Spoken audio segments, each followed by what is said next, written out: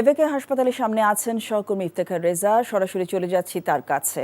ইফতেখার, তারেক রহমান অসুস্থ মাকে দেখে চলে গেছেন এবং বর্তমানে তিনি রাস্তাতে আছেন গাড়ি বহরে। তো সেখানকার পরিস্থিতি সম্পর্কে আমাদেরকে জানাবেন।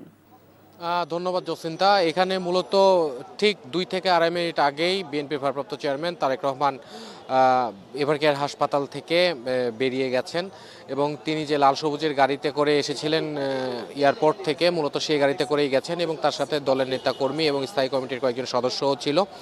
তবে তিনি কেমন দেখেছেন এবং বেগম জিয়ার আজকের শারীরিক অবস্থা কেমন সেটি এখনও আনুষ্ঠানিকভাবে বিএনপির পক্ষ থেকে জানানো হয়নি। হয়তো খুদে বার্তার মাধ্যমে বা বিজ্ঞপ্তির মাধ্যমে হয়তো বিএনপির পক্ষ থেকে পরবর্তীতে জানানো হবে বলে আমরা আশা প্রকাশ করছি। এবং এখানকার যে পরিস্থিতি, এখানে আইনশৃঙ্খলা রক্ষাকারী বাহিনীর সদস্যদের সরব উপস্থিতি ছিল এবং তার ভিতরে প্রবেশ এবং বের হওয়ার যে বিষয়টি, সেই বিষয়টির সম্পর্কে আগে থেকেই পুলিশ সার্বক্ষণিকভাবে এবং পুলিশ সহ অন্যান্য আইনশৃঙ্খলা রক্ষাকারী বাহিনীর সদস্যরা সার্বক্ষণিকভাবে সজাগ ছিলেন এবং তারা সবসময় যে মানুষের যে ঢল বা মানুষের যে উপস্থিতি সেটি নিয়ন্ত্রণ করার চেষ্টা করেছেন এবং নির্দিষ্ট সীমার বাইরেই তাদেরকে থাকার জন্য অনুরোধ করেছেন এবং বেশিরভাগ ক্ষেত্রেই সেটি মানুষ শুনেছে। সাধারণ মানুষ যারা ছিলেন তারা সেই সীমা অতিক্রম করেনি এবং এখন পর্যন্ত কিছু দলীয় নেতাকর্মী যারা ছিলেন যে শেষবারের মতো বিএনপির ভারপ্রাপ্ত চেয়ারম্যান তারেক রহমানকে একবার চোখে দেখার জন্য মূলত অপেক্ষা করছিলেন এবং তারা হয়তো এখন চলে যাচ্ছেন।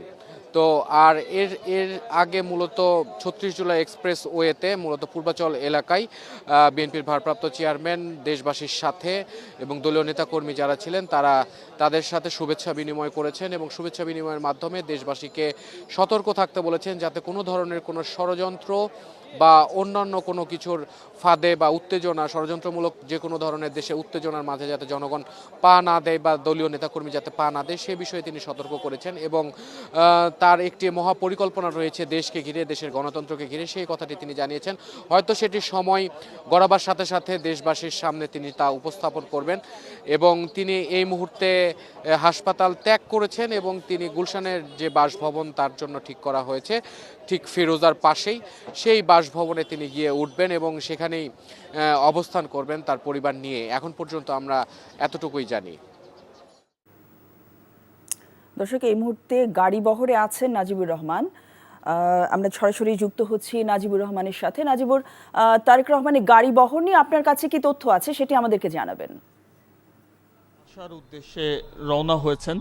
আপনারা নিশ্চয়ই দেখতে পাচ্ছেন যে নেতাকর্মীরা কিন্তু তার যেই বাসটি রয়েছে তাকে বহনকারী, সেই বহনকারী বাসের পাশেই রয়েছেন এবং তারা সেই পাশে অবস্থান করে তাদের দলীয় প্রধান যিনি রয়েছেন তাকে তার বাসা পর্যন্ত এগিয়ে দিচ্ছেন।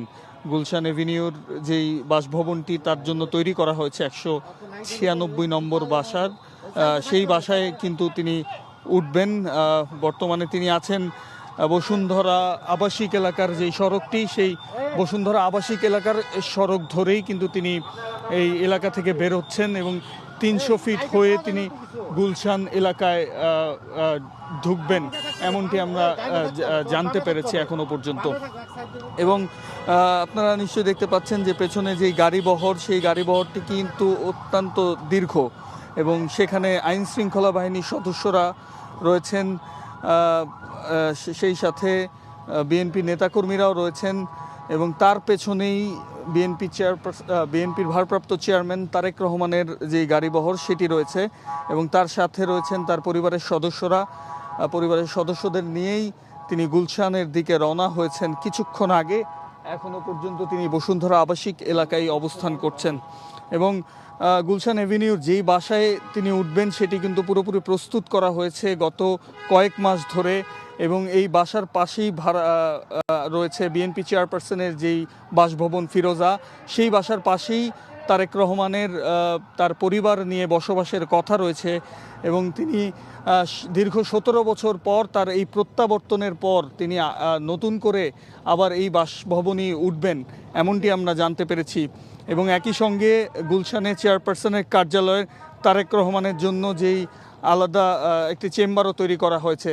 তো সব মিলিয়ে বলা যায় এখনো পর্যন্ত তার গাড়িবহরটি রওনা হয়েছে এবং এটি গুলশানের দিকে যাচ্ছে। এই ছিল আমার কাছে সর্বশেষ।